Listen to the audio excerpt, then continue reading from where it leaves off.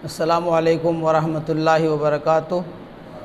الحمدللہ والصلاۃ والسلام علی رسول اللہ وعلی آلہ واصحابہ ومن والاه اما بعد۔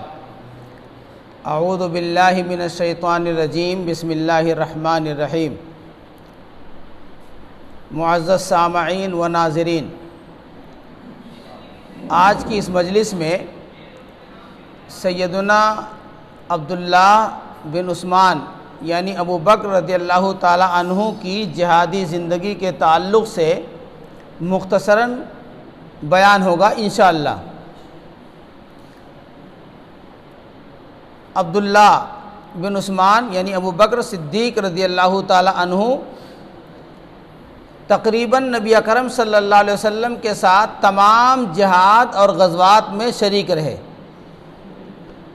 غزوہ بدر ہو یا اسی طریقے سے جنگ احد ہو یا اسی طریقے سے غزوہ بنو نذیر اور بنو مستلق ہو، غزوہ بنی قریظہ ہو، صلح حدیبیہ ہو یا غزوہ خیبر ہو یا نجد کی طرف یا بنی فزارہ کی طرف آپ نے ایک سریہ بھیجا تھا وہ ہو، غزوہ ذات السلاسل ہو یا اسی طریقے سے فتح مکہ ہو، غزوہ حنین بھی ایک آپ لوگ جانتے ہیں وہ ہو، طائف کا ہو یا غزوہ تبوک ہو، الغرض نبی اکرم صلی اللہ علیہ وسلم کے ساتھ یا نبی اکرم صلی اللہ علیہ وسلم اگر شریک نہیں ہیں تو بھی ابو بکر صدیق رضی اللہ تعالی عنہ جن کا نام عبداللہ بن عثمان ہے وہ شریک رہے۔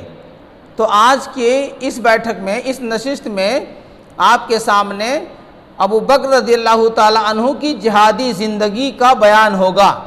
جہاد ایک مقدس لفظ ہے جس کو آج کے زمانے میں فتنہ پرستوں نے اور اسلام سے بغض اور حسد رکھنے والوں نے غلط معنی پہنایا ہے، جس میں کہ کچھ ہمارا بھی یوگدان ہے، یعنی مسلمانوں کا، کہ غلط حرکتیں اور غلط بیانات کی وجہ سے یہ لفظ جہاد جو ایک مقدس لفظ ہے اور مذہب اسلام کا ایک حصہ ہے اس کو بدنام کر دیا ہے۔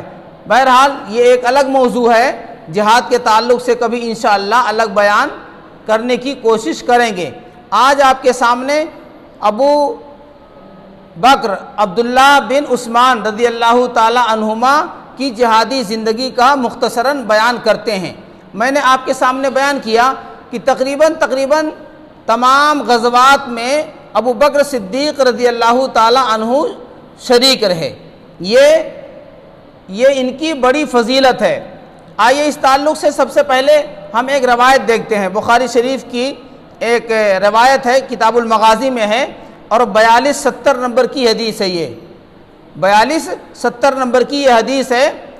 اس کے اندر سلمہ بن اکوع رضی اللہ تعالیٰ عنہ بیان فرماتے ہیں کہ میں نے 7 غزوات رسول اللہ صلی اللہ علیہ وسلم کے ساتھ کیے، یعنی 7 غزوات میں نبی اکرم صلی اللہ علیہ وسلم کے ساتھ میں شریک رہا۔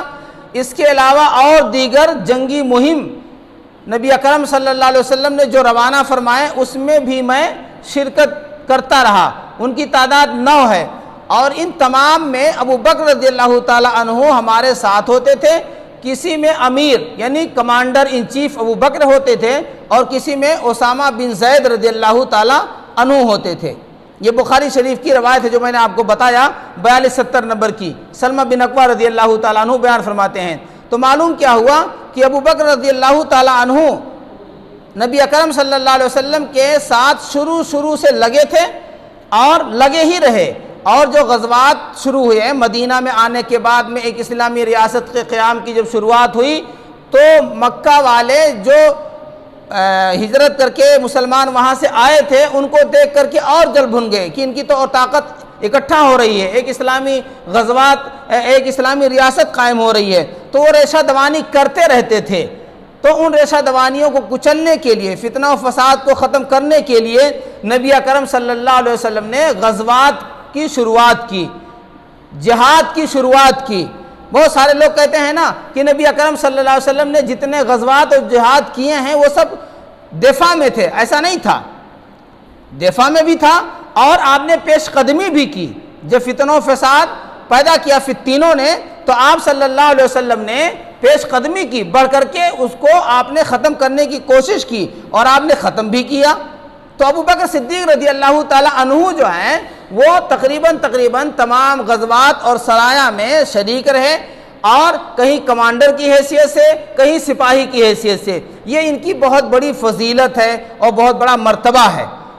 جہاد کے تعلق سے آج ہم اور آپ بہت ساری چیزیں نہیں جانتے ہیں، اور نہ اس کا بیان ہی لوگ کرتے ہیں، اور اس کے بیان کو آج جرم سمجھ لیا گیا ہے، اور ہمارے معاشرے میں، ہماری مسجدوں میں بھی اس کا بیان لوگ جرم سمجھتے ہیں اور اس کو بیان کرنے سے گھبراتے ہیں، جبکہ حقیقت یہ ہے کہ جہاد ایک ایسا مقدس کارنامہ ہے، اللہ کی طرف سے ایسا تحفہ ہے کہ جس کو اپنایا جائے تو دنیا کے اندر سے فتن و فساد، ظلم و زیادتی اور طغیان کا خاتمہ ہو جائے گا، انسانیت امن اور چین اور سکون کے ساتھ زندگی اس دنیا کے اندر بسر کرے گی۔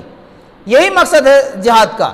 بہرحال ابو بکر صدیق رضی اللہ تعالیٰ عنہ تمام غزوات میں شریک رہے۔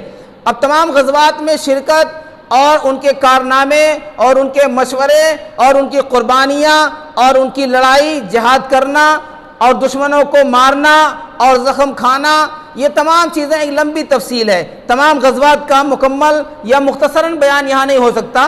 میں پہلے غزوہ بدر جو سن 2 ہجری میں نبی اکرم صلی اللہ علیہ وسلم نے لڑی تھی، اس کے تعلق سے کچھ آپ لوگوں کے سامنے ہم بیان کرنا چاہتے ہیں۔ غزوہ بدر کے تعلق سے آپ لوگ جانتے ہیں کہ یہ پہلی جنگ ہے کفار اور مسلمانوں کے بیچ میں، اور نبی اکرم صلی اللہ علیہ وسلم نے جنگ کے ارادے سے آپ نے مدینے سے اپنے صحابہ کرام کو لے کر کے نہیں نکلے تھے، بلکہ مقصد دوسرا تھا کہ مکہ والے جو مکہ سے چل کر کے مدینہ سے گزر کر کے شام تجارت کرنے جاتے تھے اور یہ فتنہ و فساد پیدا کرتے تھے، اس فتنے کے سد باب کے لیے، روکنے کے لیے نبی اکرم صلی اللہ علیہ وسلم نے اپنے چند صحابہ کرام کو لے کر کے نکلے کہ دیکھیں کہ وہ تجارتی قافلہ جو ابو سفیان کی سرکردگی میں، ابو سفیان کی اگوائی میں گیا ہوا ہے اور لوٹ رہا ہے بہت سارے ساز و سامان کے ساتھ، اس کا کیا حال ہے، کہاں ہے۔ یہ چیز لیک ہو گئی اور مکہ سے شام کی طرف جو سفر پہ لوگ گئے تھے ان کو یہ خبر پہنچ گئی۔ ابو سفیان بہت ہوشیار تھے، اس وقت اسلام لائے نہیں تھے، انہوں نے راستہ بدل کر کے بڑی آسانی کے ساتھ پورے قافلے کو، پوری لشکر کو، یا کہہ لیجئے پوری تجارت کے ساز و سامان کو بچا کر کے نکل کے چلے آئے، اور مکہ والے از خود لڑائی کی نیت سے وہاں ہنگامہ کر دیا مکہ کے اندر، اور وہ خود لڑائی کی نیت سے نکل پڑے۔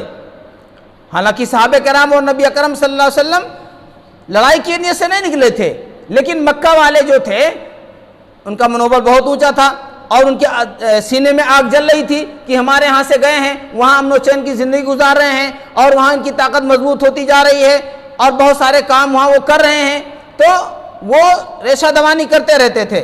تو انہوں نے اس جنگ کا پلان کیا۔ اب کیا تھا کہ نبی اکرم صلی اللہ علیہ وسلم کو جب یہ اطلاع ملی کہ قافلہ تو نکل گیا اور مکہ سے ایک لشکر آیا ہے اور وہ جنگ کرنا چاہتا ہے، لڑائی کرنا چاہتا ہے، تو نبی اکرم صلی اللہ علیہ وسلم نے تمام صحابہ کرام کو جو آپ کے ساتھ تھے وہاں بٹھا کر کے مشورہ کیا کہ اب کیا جائے۔ ایک پیغمبر مشورہ کرتے ہیں اپنے صحابہ کرام سے، قرآن میں اللہ تعالیٰ نے مشورے کا حکم دیا ہے، مشورے میں خیر ہے، برکت ہے۔ تو آپ صلی اللہ علیہ وسلم نے صحابہ کرام کو اکٹھا کرنے کے بعد میں مشورہ کیا کہ کیا جائے۔ سب سے پہلے عبداللہ بن عثمان یعنی حضرت ابو بکر صدیق رضی اللہ تعالی عنہ کھڑے ہوئے اور انہوں نے اچھی گفتگو کی۔ یہ بخاری کے اندر ہے، 3952 نمبر کی حدیث ہے کہ کھڑے ہوئے سب سے پہلے، جب مشورہ آپ نے لیا تو سب سے پہلے کھڑے ہوئے اور اچھی گفتگو کی، اور اس کے بعد میں ابو بکر صدیق کے رضی اللہ تعالیٰ عنہ کے حضرت عمر فاروق رضی اللہ تعالیٰ عنہ کھڑے ہوئے اور انہوں نے بھی اچھی گفتگو کی۔ معلوم کیا ہوا کہ ابو بکر رضی اللہ تعالیٰ عنہ ہر چیز میں پیش رہتے تھے، ہر چیز میں آگے رہتے تھے، مال خرچ کرنا ہو، جان کی قربانی دینی ہو، یا اسی طریقے سے مشورہ دینا ہو، یا آپ کی رفاقت ہو، یا آپ کے لیے اپنے اوقات کو، اپنے آرام کو تج دینا ہو، تمام چیزوں میں ابو بکر صدیق رضی اللہ تعالی عنہ پیش رہتے تھے۔ جیسا کہ آپ نے دیکھا پہلے کھڑے ہو کر کے انہوں نے کیا کیا، مشورہ دیا۔ اس کے بعد میں ایک اور چیز ہے کہ نبی اکرم صلی اللہ علیہ وسلم لڑنے سے پہلے جب آپ نے فوج کی ترتیب دی، میدان جنگ سے پہلے، جنگ شروع ہونے سے پہلے آپ صلی اللہ علیہ وسلم کے لیے ایک اونچی جگہ پر، ایک ٹیلے پر ایک سائبان بنایا گیا. یہ کہہ لیجئے کہ جیسے کمانڈر ان چیف ہوتا ہے اور فوج کو گائیڈ کرتا ہے، اس طرح نبی اکرم صلی اللہ علیہ وسلم کے لیے ایک سائبان، ایک چھپر بنایا گیا تاکہ آپ اس کے سائے میں بیٹھیں اور آپ صلی اللہ علیہ وسلم وہاں سے فوج کو کمانڈ کریں کہ کیسے لڑنی ہے. آپ کو معلوم ہے کہ کفار کی تعداد زیادہ تھی 1000 اور مسلمانوں کی 313. یہ تو معلوم ہے نا آپ کو. ان کے پاس آلات حرب و ضرب، جنگ کرنے کے بہت سارے وافر مقدار میں سامان تھے. مسلمانوں کے پاس اس کی بھی کمی تھی، تعداد بھی کم اور ساز و سامان کی بھی کمی. تو بہرحال آپ صلی اللہ علیہ وسلم نے فوج کو ترتیب دیا اور آپ کے لیے ایک سائبان، ایک چھپر بنایا گیا. آپ صلی اللہ علیہ وسلم وہاں سے فوج کو کمانڈ کر رہے تھے. جہاں آپ صلی اللہ علیہ وسلم ٹیلے پر آپ کے لیے سائبان بنایا گیا تھا، جہاں سے آپ صاف جنگ کا منظر دیکھ سکتے تھے، تو وہاں بھی ابو بکر صدیق رضی اللہ تعالیٰ عنہ آپ کے ساتھ ساتھ تھے، اور آپ کے ساتھ ساتھ کچھ اور دیگر انصاری صحابہ کرام، مدینے کے رہنے والے جنہوں نے مہاجرین کی مدد کی تھی، وہاں موجود تھے. اور ایک جماعت تھی جس کی کمانڈنگ یعنی جس کی سرکردگی میں تھے وہ سعد بن معاذ رضی اللہ تعالیٰ عنہ تھے. ان کی نگرانی میں ایک جماعت تھی کہ اگر خدا نخواستہ دشمن نبی اکرم صلی اللہ علیہ وسلم کی طرف رخ کرتا ہے اور کمانڈر ان چیف کی طرف آتا ہے تو دشمن کو یہاں پہنچنے نہیں دیا جائے گا. تو ان انصاری نوجوانوں کے ساتھ ساتھ وہاں پر صدیق اکبر رضی اللہ تعالی عنہ بھی موجود تھے. آپ صلی اللہ علیہ وسلم کے ساتھ جہاں دیکھو گے صدیق اکبر رضی اللہ تعالی عنہ موجود ہیں. یہ بہادری کی دلیل ہے. حضرت علی رضی اللہ تعالی عنہ سے ایک مرتبہ سوال کیا گیا کہ امیر المومنین علی رضی اللہ تعالیٰ عنہ کو کہا گیا کہ اے امیر المومنین علی رضی اللہ تعالیٰ عنہ، آپ تو بہت بہادر ہیں، بڑے شجاع ہیں. علی رضی اللہ تعالیٰ عنہ کی بہادری بہت مشہور ہے نا. تو کہا کہ آپ تو بہت شجاع ہیں، بہت بہادر ہیں، بہت دلیر ہیں. تو علی رضی اللہ تعالیٰ عنہ نے فرمایا کہ نہیں، مجھ سے بہادر تو، مجھ سے زیادہ دلیر، مجھ سے زیادہ شجاع، مجھ سے زیادہ ولولے اور ہمت والے تو وہ صدیق رضی اللہ تعالیٰ عنہ ہیں. کیوں؟ کیسے؟ انہوں نے اسی کا حوالہ دیا. کس کا؟ جو بدر کے دن سائبان بنایا گیا، آپ وہاں تھے تو آپ کی نگرانی میں چند صحابہ کرام تھے، سعد بن معاذ کے نگرانی کے ساتھ کر رہے تھے، ان کی سرکردگی میں. وہاں ابو بکر صدیق رضی اللہ تعالی عنہ بھی تھے. کہا کہ جب بھی کوئی مشرک، کوئی کافر آپ کی طرف رخ کرتا تھا تو اس کو وہ پیچھے دھکیل دیتے تھے، اکیلے تنہا وہ پیچھے دھکیل دیتے تھے اور بڑھ کر کے اسے مارتے تھے. اور ابو بکر سے بڑا بہادر ہم میں سے کوئی نہیں. یہ چوتھے خلیفہ نبی اکرم صلی اللہ علیہ وسلم کے داماد بھی، آپ کے چچیرے بھائی بھی، آپ کے خاندانی بھی، سگے قریبی خاندانی بھی، ان کا بیان ہے کہ ابو بکر صدیق رضی اللہ تعالیٰ عنہ ہم میں سے سب سے زیادہ دلیر اور بہادر تھے. یہ ابو بکر رضی اللہ تعالیٰ عنہ کی بہادری ہے. نبی اکرم صلی اللہ علیہ وسلم کے بارے میں آپ لوگوں کو معلوم ہے کہ آپ صلی اللہ علیہ وسلم وہاں سائبان میں ٹیلے پہ بیٹھ کر کے اللہ رب العالمین کی طرف متوجہ ہوئے، فتح و نصرت کی دعا میں لگ گئے. اور آپ صلی اللہ علیہ وسلم نے یہ دعا کی تھی. کیا دعا کی تھی؟ اللہم انجز لی ما وعدتنی، اے اللہ رب العالمین جو وعدہ تو نے مجھ سے کیا ہے اس کو پورا کر. اگر مسلمانوں کی یہ تھوڑی سی جماعت آج ہلاک ہو جاتی ہے، اے رب کریم زمین پر تیری عبادت نہیں ہوگی. آپ برابر یہ دعا کر رہے تھے، اللہ سے استغاثہ کر رہے تھے، اتنے دعا میں مشغول تھے اور آپ رو رہے تھے، اللہ سے فریاد کر رہے تھے کہ آپ نے جو چادر اپنے اوپر ڈال رکھی تھی وہ چادر پیچھے سے کھسک کر نیچے گر گئی. اور ابو بکر صدیق رضی اللہ تعالیٰ عنہ وہاں موجود تھے. نبی اکرم صلی اللہ علیہ وسلم کو معلوم نہیں ہوا. ابو بکر صدیق رضی اللہ تعالیٰ عنہ نے چادر اٹھائی اور پکڑ کے تھام لی اور پھر دوبارہ آپ کے شان مبارک میں ڈال دیا. اور پھر نبی اکرم صلی اللہ علیہ وسلم سے عرض کیا اور کہا کہ اے اللہ کے رسول صلی اللہ علیہ وسلم اب بس کیجئے، اللہ تعالیٰ نے جو آپ سے وعدہ کیا ہے وہ ضرور پورا ہوگا، یعنی اللہ تعالیٰ ضرور کرے گا. آپ دیکھیں اللہ پر بھروسہ، اللہ پہ توکل، اللہ کی استعانت اور استغاثے پہ کس قدر یقین اور اطمینان تھا. نبی اکرم صلی اللہ علیہ وسلم رو رہے ہیں، دعا کر رہے ہیں فوج کے لیے، کمانڈر ان چیف ہیں. ابو بکر صدیق بھی وہاں موجود ہیں. جب دیکھا الہا کو، آہوزاری کو، تو یقین ہو گیا اس لیے کہ اس سے پہلے بہت سارے مواقع پر ابو بکر صدیق رضی اللہ تعالیٰ عنہ نے نبی اکرم صلی اللہ علیہ وسلم کے ساتھ رہ کر کے آپ کے دعاؤں اور اس کی قبولیت اور اس کی برکت کو اپنے ان سر کی آنکھوں سے دیکھ لیا تھا، لہذا ان کو یقین تھا کہ آپ کے آنسو رائے گا نہیں جائیں گے، آپ کی دعا رد نہیں کی جائے گی، لہذا انہوں نے کہا اب بس کیجئے، اللہ تعالیٰ اب پورا کر کے ہی رہے گا۔ اللہ تعالیٰ نے اس وقت یہ آیت اتاری اذ تستغیثون ربکم فاستجاب لکم۔ اس کا مفہوم کیا ہے کہ یاد کرو اس وقت کو، اے لوگو تم اس وقت کو یاد کرو جب تم سب اپنے رب سے فریاد کر رہے تھے، پھر اللہ تعالیٰ نے تمہاری فریاد کو، تمہارے استغاثے کو سن لیا۔ تو معلوم کیا ہوا کہ نبی اکرم صلی اللہ علیہ وسلم کے شانہ بشانہ ساتھ ساتھ ابو بکر صدیق رضی اللہ تعالیٰ عنہ لگے رہتے تھے۔ اسی موقع پر نبی اکرم صلی اللہ علیہ وسلم نے یہ کہا تھا، ابو بکر صدیق رضی اللہ تعالیٰ عنہ کے سامنے اور دیگر لوگوں کے سامنے کہا تھا کہ یہ آیت پڑھتے ہوئے آپ صلی اللہ علیہ وسلم باہر نکلے صاحبان سے، اور آپ نے کہا سَيُهْزَمُ الْجَمْعُ وَيُوَلُّونَ الدُّبُرَ، کہ یہ جو کافروں کی جماعت آئی ہے یہ شکست کھا جائے گی، ہار جائے گی اور پیٹھ دے کر کے بھاگ جائے گی۔ آپ نے بشارت دی، خوشخبری سنائی، اور ابو بکر رضی اللہ تعالیٰ عنہ سے کہا ابشر یا ابا بکرین، اے ابو بکر خوش ہو جاؤ، عطا کا نصر اللہ، اللہ کی مدد آ گئی۔ یہ دیکھو جبرائیل امین اپنے گھوڑے کے اوپر گھوڑے کے لگام کو کھینچ کر کے اس کو ہانک کر کے لا رہے ہیں اور گرد و غبار میں اٹے ہوئے ہیں۔ معلوم کیا ہوا؟ آپ جانتے ہیں، سورہ انفال مطالعہ کریں گے، سورہ انفال کے اندر جنگ بدر کا قدر تفصیل سے بیان ہے، اس کے اندر موجود ہے کہ جنگ بدر میں صحابہ کرام کے ساتھ ساتھ اللہ کی مدد آئی اور فرشتوں کی جماعت نازل ہوئی، اور فرشتوں کی جماعت نے بھی کافروں کو تہہ تیغ کیا۔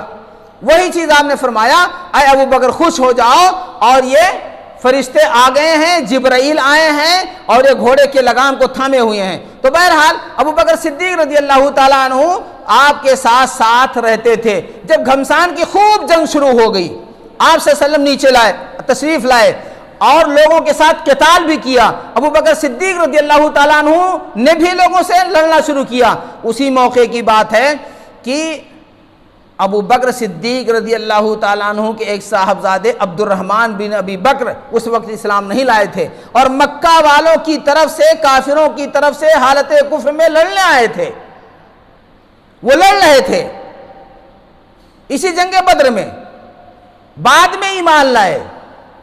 تو اپنے ابو جان ابو بکر رضی اللہ تعالیٰ عنہ سے کہا، کیا کہا کہ اے ابو جان، آپ جنگ بدر میں بار بار میرے نشانے پہ آ جاتے تھے لیکن میں ہٹ جاتا تھا، یعنی باپ تھے، بیٹا تھا، میں آپ کو مارتا نہیں تھا۔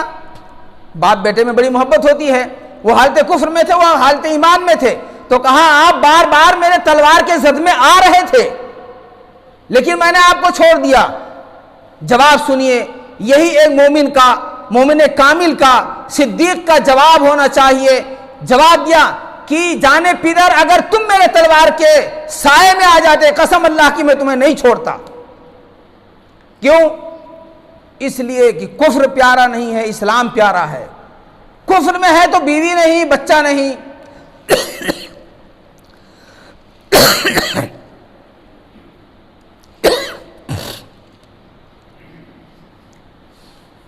بہرحال صدیق اکبر رضی اللہ تعالیٰ عنہ نے جواب دیا کہ میں تمہیں نہیں چھوڑتا۔ یہ صدیق اکبر کی بہت بڑی جرات، بہت بڑی دلیری ہے کہ اپنے اولاد کو اسلام لانے کے بعد یہ سنا رہے ہیں۔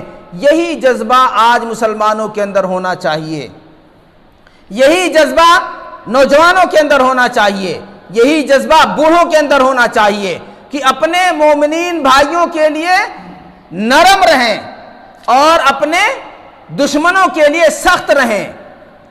لیکن آج ہمارے ہاں ایسا نہیں ہے، اس کے بالکل الٹا ہے۔ بہرحال نبی اکرم صلی اللہ علیہ وسلم کے ساتھ ساتھ جنگ بدر میں شریک ہیں، جنگ لڑی گئی، جنگ جیتی گئی، اللہ کے فضل و کرم سے صحابہ کرام جو تھوڑے تھے فتح یاب ہوئے۔ آپ کو معلوم ہے کہ کتنے کو تہہ تیغ کیا، کتنوں کو آپ نے جو ہے قید کیا، معلوم ہے نا؟ کسی کو معلوم ہے کتنے وہاں کافر مارے گئے تھے؟ کس کو معلوم ہے جنگ بدر میں کتنے کافروں کو مارا؟ نہیں معلوم کسی کو۔ ارے یہ تو بہت مشہور واقعہ ہے، اور کتنوں کو شہید قید کیا نہیں معلوم کسی کو، ہاں 70، اتنا آسان سا کسی کو نہیں معلوم۔ تو جو قیدی تھے 70 قیدی جب ہو گئے تو نبی اکرم صلی اللہ علیہ وسلم نے پھر مشورہ کیا کہ اب ان کے ساتھ کیا کیا جائے۔ ابو بکر صدیق رضی اللہ تعالیٰ عنہ سب سے پہلے کھڑے ہوئے، انہوں نے اپنی رائے رکھی۔ اس کے بعد عمر فاروق رضی اللہ تعالیٰ عنہ کھڑے ہوئے، انہوں نے اپنی رائے رکھی۔ دونوں کی رائے میں اختلاف۔ ابو بکر صدیق رضی اللہ تعالیٰ عنہ نے رائے رکھی کہ اللہ کے رسول صلی اللہ علیہ وسلم یہ تو سب اپنے کنبے قبیلے کے ہیں، بھائی بند ہیں، چھوڑ دیجئے ان کو، ان سے فدیہ لے لیجئے۔ فدیہ سمجھتے ہیں نا، یعنی جیسے آج جیل میں کوئی بند ہوتا ہے اور اس کی ضمانت ہوتی ہے تو وہ پیسہ دیتا ہے، مچلکا بھرتا ہے، یعنی ان سے فدیہ لے لیجئے، ان کو چھوڑ دیجئے، اس سے ہماری مالی طاقت مضبوط ہو جائے گی، اور یہ ہمارے اپنے بھائی بند ہیں تو لہٰذا ان کو چھوڑ دے، اور بعد میں اللہ تعالیٰ انہیں ہدایت دے دے گا، یہ مسلمان بھی ہو جائیں گے۔ یہ ان کی اپنی رائے تھی۔ ابو بکر صدیق رضی اللہ تعالیٰ عنہ کے بعد عمر فاروق رضی اللہ تعالیٰ عنہ کھڑے ہوئے، وہ بڑے جلالی تھے، تو انہوں نے کہا اللہ کے رسول صلی اللہ علیہ وسلم میری رائے وہ نہیں جو ابو بکر رضی اللہ تعالیٰ عنہ رائے دیتے ہیں، میں ان سے اختلاف کرتا ہوں، میری رائے ہے کہ سب کو تہہ تیگ کر دیا جائے، سب کو مار دیا جائے، اور کفر یہیں دم توڑ دے۔ اور ایسا نہ کریں، جو کافر قیدی ہے اس کو، اس آدمی کو، مسلمان کو دیجئے جو اس کے خاندان کا ہے، وہ اس کو مارے۔ اور کہا کہ جیسے میں ہوں، مجھے مسلم بن عقیل کو دیجئے جو ان کے بھائی لگتے تھے، کہا مجھے دیجئے، عقیل بن ابی طالب، ان کو ہمیں دیجئے، میں ان کو ماروں گا، اور ایسے سب کو بانٹ دیجئے کہ جس کا بھائی، جس کا باپ، جس کا قریبی خاندان ہے اس کو دیجئے، اس کو مار دے۔ ابو بکر صدیق رضی اللہ تعالیٰ عنہ کی رائے کے خلاف تھی، اور یہی رائے اللہ تعالیٰ نے قرآن میں نازل کیا اور کہا اگر تقدیر میں پہلے نہیں لکھ دیا گیا ہوتا تو تم لوگوں کو عذاب پہنچ جاتا، تکلیف پہنچتی۔ تو بہرحال نبی اکرم صلی اللہ علیہ وسلم جب رائے لی، دونوں کی رائے الگ الگ آئی۔ ابو بکر صدیق رضی اللہ تعالیٰ عنہ کی رائے پر نبی پاک صلی اللہ علیہ وسلم نے عمل کیا اور قیدیوں کو فدیہ لے کر کے چھوڑ دیا۔ اور اسی موقع پر آپ لوگوں کو معلوم ہے نا کہ آپ صلی اللہ علیہ وسلم نے کہا تھا کہ جو پڑھانا جانتا ہے، لکھنا جانتا ہے، ہمارے مسلمانوں میں سے ہمارے صحابہ کرام کو کچھ لکھا پڑھا دے، یہی اس کا فدیہ ہے۔ یہ نبی اکرم صلی اللہ علیہ وسلم نے جنگ بدر میں قیدیوں سے جو ہے طے کیا۔ تو مختصراً آپ کے سامنے میں نے بات رکھی ہے جنگ بدر کے تعلق سے۔ میں آپ لوگوں سے گزارش کرنا چاہوں گا کہ آپ لوگ ہندی اردو زبان میں جو پڑھنا جانتے ہیں، آپ تفسیر احسن البیان جو بہت مختصر بھی ہے اور اتنی مختصر بھی نہیں ہے کہ آپ سمجھ نہ پائیں، اور اتنی لمبی نہیں ہے کہ آپ سمجھ نہ پائیں، آپ الجھن محسوس کریں، اس میں سورہ انفال پڑھ لیں، اس کے اندر اس غزوے کا خصوصی طور پر بیان ہے جو جنگ بدر رمضان کے مہینے میں سن 2 ہجری میں لڑی گئی ہے۔ بہرحال ابو بکر کے تعلق سے میں نے آپ کے سامنے بیان کیا کہ سیدنا ابو بکر رضی اللہ تعالیٰ عنہ تقریباً تمام غزوات میں، تمام سرایا میں، تمام جنگی مہمات میں بنفس نفیس شریک رہے۔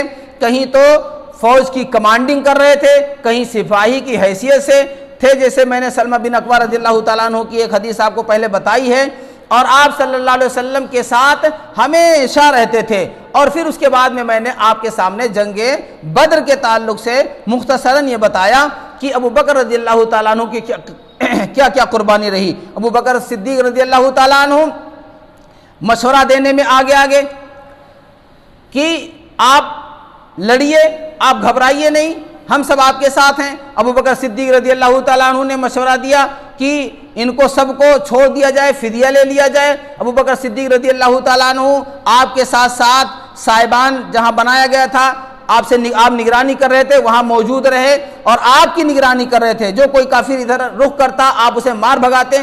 تو اس طرح کے آپ کے کارنامے ہیں۔